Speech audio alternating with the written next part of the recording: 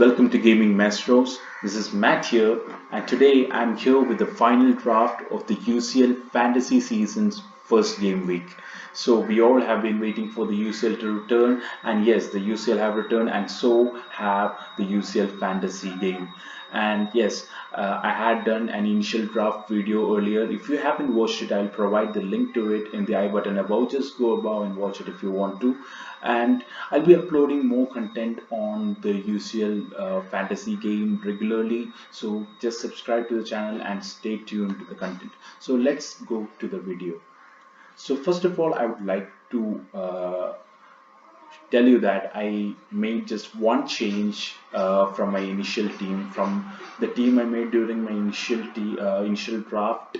I just made one change, and that is I bought in Samir Handanovic, 5.5 million Inter Milan goalkeeper instead of Keylor Navas. And there is one reason to it. The reason is that initially my keepers were Wojciechny and Keylor Navas, who were both at 5.5 million, both great keepers. But then the thing was that both my keepers, that is both Szczesny and Keylor Navas, was playing on game day one. So as we know, UCL Fantasy provides us an opportunity to substitute players manually. So that means if one of our players don't play on game day one, and in case one of our players who played during the game day one doesn't perform well, we always have an option to substitute the player who's going to play. So when the game is providing such an opportunity for us, I believe that we have to make the most of it. That's why I bought in Samir Handanovic, who has a match on the second game day. So in case Wojciechny fails to perform, or you know, due to any reason he's not able to play, we always have a backup. So I think this is a feature that we all must make sure. So just make sure that your keepers or your players are available to play on two different game days. In case some of your players don't perform on the game day one, make sure that you always have backup to substitute in on game day two. So the reason I bought in Samir Handanovic was that he's also a great keeper at 5.5 million. I just wanted to make sure that I didn't have to increase my budget, and at the same time I wanted to make sure that I had a great keeper. So Samir Handanovic was a perfect answer, and if you compare his group with Keylor Navas's group, Keylor Navas had Manchester United and Leipzig in the group, whereas Samir Handanovic has a comparatively easier group. If you keep aside Real Madrid, they got Shakhtar Donetsk and Borussia Mönchengladbach. So both teams, yes, they will provide some competition for both Real Madrid and Inter Milan, but then there are comparatively weaker positions, and I believe there are potential for clean sheets there. And Samir Handanovic is a great keeper, and let's hope that he performs well. So, we'll just have a look at our team once again. In the front three, Robert Lewandowski, Erling Haaland, and Bonaventure. So, I see a lot of goals there. I see a lot of goals from Robert Lewandowski and Erling Haaland. Bonaventure is actually in my team for his price tag. Actually, if at the end of the group stage he's able to bag 3 or 4 goals, I would consider it as a good investment for that price. So let's hope he does well. And in the midfield, you can see I have Lucas Ocampos, Ansu Fati, Dani Olmo, Wilmer Barrios, and Mario Pasalic. All of them are great players. I expect points from them. If you keep aside Wilmer Barrios, all of the other players are players who can provide attacking returns. Maybe even Wilmer Barrios can provide some attacking returns. Wilmer Barrios is a CDM, and he's priced at just 4.5 million. That is one of the main reasons he's in my team actually. And if you look here, you can see that last season he recovered 48 balls and got 14 points from it.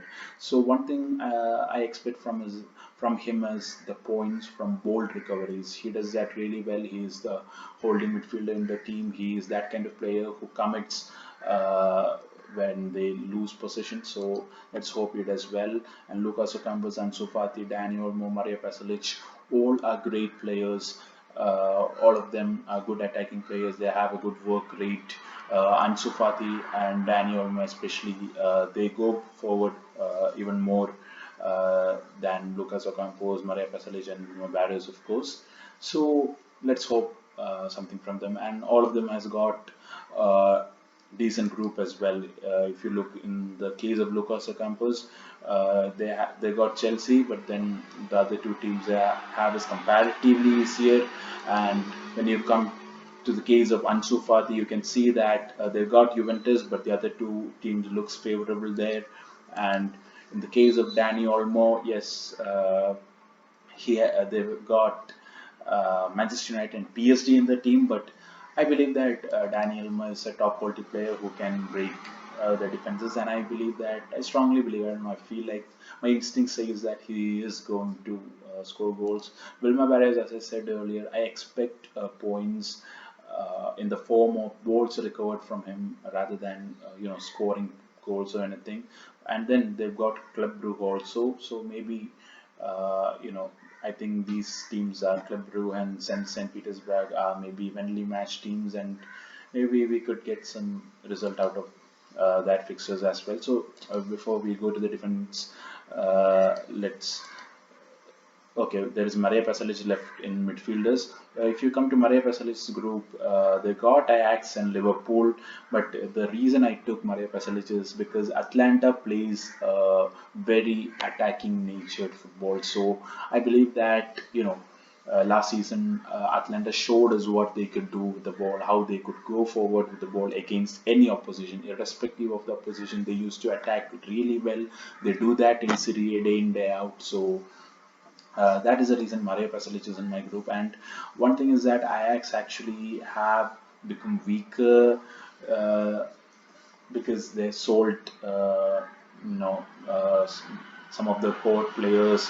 Frankie De Jong is gone, Matthias De Ligt is gone, Hakim Ziyech is gone, Donny van de Beek is gone. So they have come weaker in terms of the team, but then you can't write off Ajax. In the last video also I said that we can't write off Ajax because they got a great coach, they still got great youngsters, they could do miracles. But I believe Marie Pasalic can deliver a good performance. So let's look at the groups of the attackers as well. Robert Lewandowski's got Atletico Madrid in Salzburg, but I believe Lewandowski doesn't look at the opposition to score. He doesn't look at who he plays against. He just wants to score. He just wants to put that ball in the back of the net. He's that kind of a player, and I don't think the group anyway matters to him. So I believe there will be a lot of goals from him. Erling Brutal Haaland. I would like to call him that, not Erling Braut Haaland. Erling Brutal Haaland. He's so merciless in front of the goal. He just scores goals. I can't believe he is so young. He played his first UCL season last year in the last video. As I said in the last video, he played his first UCL season last year and he scored 10 goals and got an assist, 11 goal involvements. That's simply awesome. Bonaventure has got hard group, but I hope that he can, kind of bring in some uh, a few goals, maybe 3 or 4 goals. Hopefully, let's see. Now let's look at the defense lineup. In the defense, we have Ben Chilwell, Benjamin Pavard, Hughes Conte, Achraf Hakimi, and Renan Lodi. When you come to the case of Ben Chilwell, they got just Sevilla, and so we'll be going forward with Ben Chilwell. They got a good group. He's a very attacking player, so hope he can provide uh, great returns in that group. Benjamin Pavard is part of the Bayern Munich team who looks kind of unstoppable at this point, and I hope that he can actually deliver at 5 million. I think he's a good addition to any team. So, and we have Jules Conte. The main reason, the main reason he's in my team is his price tag, that is 4 million. So he's here for the price tag, and he is a regular starter in the Sevilla side. They got a favorable group, so I hope he can also bring in some points. Achraf Hakimi, a very attacking player. I don't need to explain why I chose him in my team. It's very obvious. And if you keep apart Real Madrid, they've got a good group, and I hope that he delivers well. and Renan Lodi, Atletico Madrid's defense is uh, solid, just solid. If you keep aside Bayern Munich, yes, Salzburg is an attacking threat. They got a lot of sting, but maybe Atletico Madrid's defense is strong. I hope that they can keep some clean sheets in the group stage. So Renlod is going to perform well, I believe. So, and as I said earlier, Wojciechny is here. Wojciechny, if you keep aside FC Barcelona, he has possibilities for potential clean sheets here in this group. Samir Handanovic, yes, if you keep aside Real Madrid, he's got comparatively easier opponents. I don't know if uh, clean there are going to be clean sheets, but I just hope that there are going to be clean sheets. Yes. So guys, that's my team. Now let's just look at the captain selection. I chose Erling Braut Haaland as my captain. The reason is when Lewandowski is in my team, the reason I chose Haaland is because he plays in game day one and Lewandowski plays only in game day two. So that's why I chose Erling Haaland. We always have an option to change the captain in UCL fantasy. That is a good thing that because if our captain doesn't perform well in game day one, we always have the option to change our captain for game day two. From the players who plays in game day two, we can always bring in another captain. So that's a great option, and I think uh, the Borussia Dortmund play against Lazio, but I don't think that's going to be a problem for Haaland, Erling Brutal Haaland. I don't think it's going to be a problem for him. So, I'd like to show you the fixtures here once again. So, yes, as you can see here,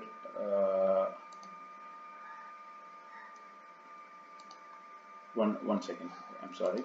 Yes, as you can see here, we have an option to see the price, fixtures, and date of our players here. So while fixing the team for the game day, what I would like to take is the dates because you can see that on my bench there are players who comes in who has matches only on the 22nd of October. That is the game day two.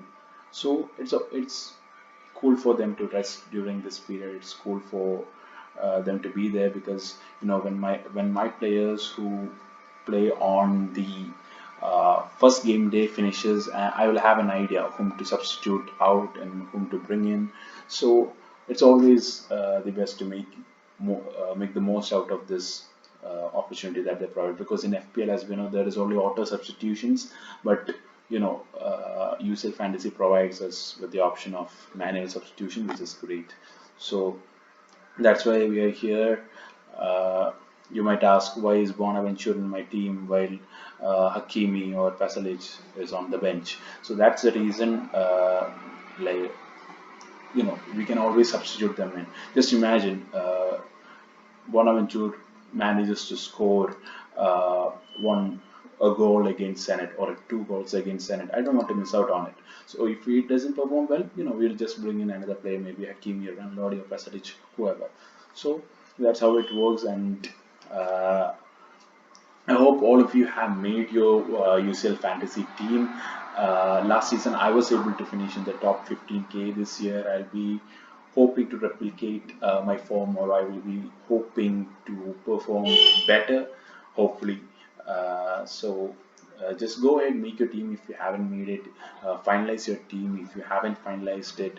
The season is here, keep going. And guys, as I said in the beginning, I'll be uploading videos of the UCL fantasy regularly. So just subscribe to the channel and stay tuned to the content.